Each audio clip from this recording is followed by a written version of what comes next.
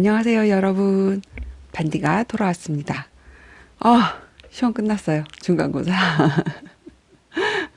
와, 이번에는 중간고사 이제 뭐 다 쓰는 거긴 하지만 한 네 문제를 2시간 동안 써야 되는, 그리고 이제 뭐 제 의견이나 제 생각을 써야 되는 게 아니라 이론을 써야 되는 거기 때문에 정말 외워서 써야 되는 그런 과목이었어요. 너무 힘들었지만 끝났습니다. 뭐 끝난 거 어떡하겠어요. 그죠? 아쉬움 가져봤자 저만 손해고 후회해봤자 저만 손해니까 제 마음을 가다듬고 기말고사를 향해서 지금부터 열심히 해야 되겠죠. 이번에 느꼈어요. 원래 이제 제가 아이들한테도 늘 하는 말이고, 어떻게 공부는 어떻게 하는 것이고, 그런 방법들을 아이들한테 많이 얘기하고 또 학부모 설명회 때 학부모님들한테도 얘기를 늘 하는 말인데, 그리고 이제 저 또한 그렇게 공부를 해 왔는데도 불구하고 이번에는 뭐 여러 가지 제 과목 발제 준비를 하느라고 준비하고 매주 또 저희 뭐 논문 하나씩 번역하는 게 있거든요. 그거 그리고 그런 것들이 이렇게 낯선 거라 그걸 준비하다 보니까 제가 원래 하던 대로의 어떤 공부 스타일에서 많이 벗어난 거예요. 그러니까 저도 모르게 닥쳐서 막 하게 된, 물론 닥쳐서 하게 돼도 효과가 뭐 열심히 하면 효과가 없는 건 아니지만 기존에 했던 저의 공부 학습법이랑은 많이 달라서 잘 안 되더라고요, 여러분. 잘 안 되고, 역시 제가 갖고 있던 근데 제가 갖고 있는 방법은 특별한 팁이 아니고 어떤 정도거든요. 그게 맞구나. 그거를 새삼스럽게 느꼈고요. 그러니까 제가 경험을 했으니까 아이들에게도 또 이렇게 선생님 말이 틀리지 않는다라는 거를 전달해 줄 수 있는 게 좋은 거 하나 배웠고요. 역시 여러분, 어른들이 예전에 공부는 때가 있다. 하지만 뭐 하고 싶을 때 언제든지 하면 되지라는 말도 있지만 역시 때가 있는 것 같았어요. 안 외워져요. 진짜 새벽까지 막 밤을 새가면서 외워서 막 점검하고 그리고 잠을 자고 그 다음날 되면 머릿속이 하얘지는 거예요. 커다란 제목조차 생각나지 않는. 그랬답니다, 여러분. 힘들었어요. 물론 이거는 공부가 나이가 들어서 아니면 내가 필요해서 하는 때 하면 된다라는 말이랑 때가 있다는 말이랑은 연결지면 안 돼요, 여러분. 그거랑은 좀 다른 얘기죠. 예. 아무튼 시험이 끝났고요. 시험 공부하느라고 여러분을 찾아뵙지 못해서 정말 죄송하고 너무너무 여러분들하고 이야기를 하고 싶었는데 그렇게 됐습니다. 제가 이제 제 시험 얘기를 하면서 공부법에 대해서 말씀을 드렸는데, 이제 곧 수능이잖아요. 얼마 안 남았죠. 항상 이제 이렇게 말하면 제 연식이 나오는데, 저와 저의 앞뒤에 어떤 대학 입학 시험은 이제 거의 연말 수준이었는데, 요즘은 빼빼로데이 그 부분이죠, 항상. 그래서, 11월 달 되면 이제 가장 큰 행사가 수능이고, 또 예전과는 다르게 수능을 봤다고 하더라도 그게 끝이 아니죠. 저희는 왜 책 딱 접고 막 발표 나기 전에도 막 갖다 책을 한 교탱이야 막 다시는 보지 않을 것처럼 막 싸서 놓고 버리고 막 이러는데, 요즘은 그게 안 되잖아요. 또 원서를 놓고 논술도 각과별로 또 뭘 준비를 해야 되는 게 있기 때문에 시험이 끝났다고 예전에 저희처럼 막 노는 그런 고3들의 생활은 아니에요. 조금 안타깝긴 하죠. 아무튼 수능도 다가오고 저 시험도 있었고, 그래서 이제 학습법 이런 거에 대해서 이제 차츰 말씀을 드리려고 하는데, 제가 아까 말씀드린 정도라는 거는 그런 거예요, 여러분.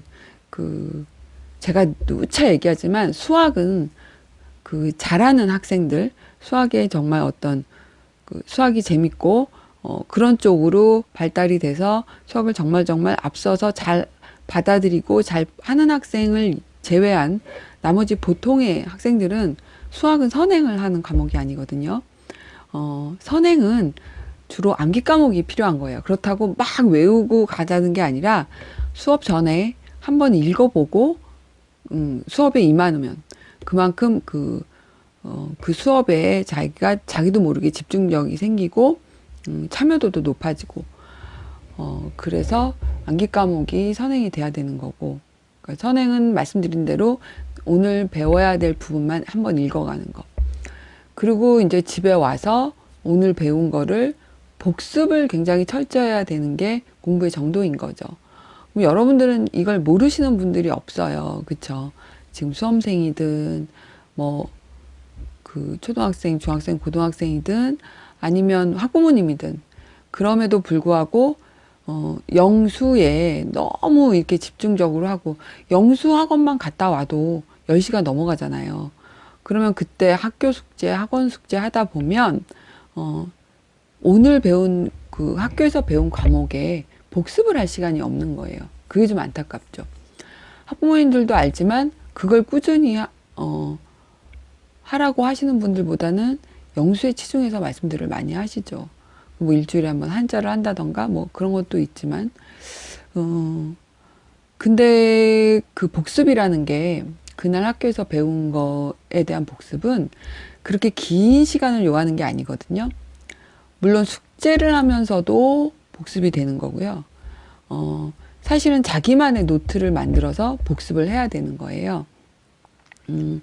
자기만의 노트를 만드는 비법에 대해서는 제가 나중에 또 문제집 활용법을 얘기하면서 다시 한번 말씀드리겠지만 그 자기만의 노트를 만들어야 되고 그 다음 복습을 해야 되는데 복습이라는 거는 그날 배운 학교에서 배운 내용이 사실 뭐 10장, 20장, 30장 넘어가는 내용은 아니거든요. 몇 장 되지 않는 범위 내에서 수업을 한단 말이죠. 그러면 그 내용이 얼마 되지 않아요. 그러면 이제 제가 나중에 말씀드릴 자기만의 노트와 책과 참고서나 문제집을 놓고 오늘 내용 배움을 정리를 하는 거예요. 그러면은 물론 까먹은 것도 있겠죠. 그러면 다시 한번 그거는 참고서를 통해서 알아보고 정리를 해서 소리 내서 한 3번만 읽어보는 거예요. 3번만. 여러분 입으로 소리 내서 공부하는 게 입을 꽉 다물고 연필로 막 쓰는 것보다는 훨씬 효과가 많은 거 아시죠? 그러니까 오늘 배운 내용을 노트 정리를 해서 한 3번만 소리 내서, 그러니까 굳이 외우려고 하지 말고요. 그냥 소리 내서 3번을 읽는 거예요. 덮어두는 거죠. 그리고 이제 근데 물론 이제 여기서는 제가 노트 정리하는 법을 아직 말씀은 안 드렸는데 그렇게 해서 3번을 읽고, 그리고 이제 암기 과목 같은 경우는 여기 이제 과학도 포함이 되는데 일주일에 이렇게 한 2번이나 3번의 그 수업 시간이 있잖아요.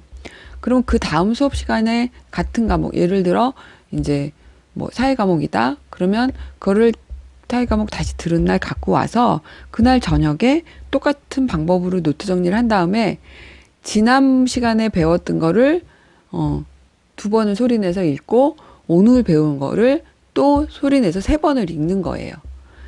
이거를 계속 되풀이하는 거죠. 그럼 그 전에 첫날 시작했던 내용은 계속 2번씩 읽어나가고 하다 보면 어느샌가 모르게 정말 중요한 거는 제 머릿속에 남아있는 거죠. 이거는 뭐 IQ가 뭐 좀 떨어진다거나 뭐 집중력이 없다거나 공부에 취미가 없다거나 하는 사람도 하다 보면 정말 중요한 건 머릿속에 남는 거예요. 그리고 나서 시험 기간 앞두고 시험 계획표를 짜서 공부를 할 때는 훨씬 수월하게, 빠르게, 그리고 정확하게 내 머릿속에 입력이 되는 거죠. 이제 시험 기간이 있고, 이제 중간고사 끝났고, 곧 이제 또 11월 넘어가서 11월 말에서 12월 초는 기말고사 기간이고, 또 이제 수능도 있고 하니까 어머님들이 학습법에 대해서 굉장히 많이 말씀들을 하시고, 문의도 하시거든요. 그러니까 지금 오늘 제가 드린 말씀은 잠깐이에요. 잠깐 이제 그런 방법이 있다는 것을 말씀드리고, 이거는 정도예요, 여러분.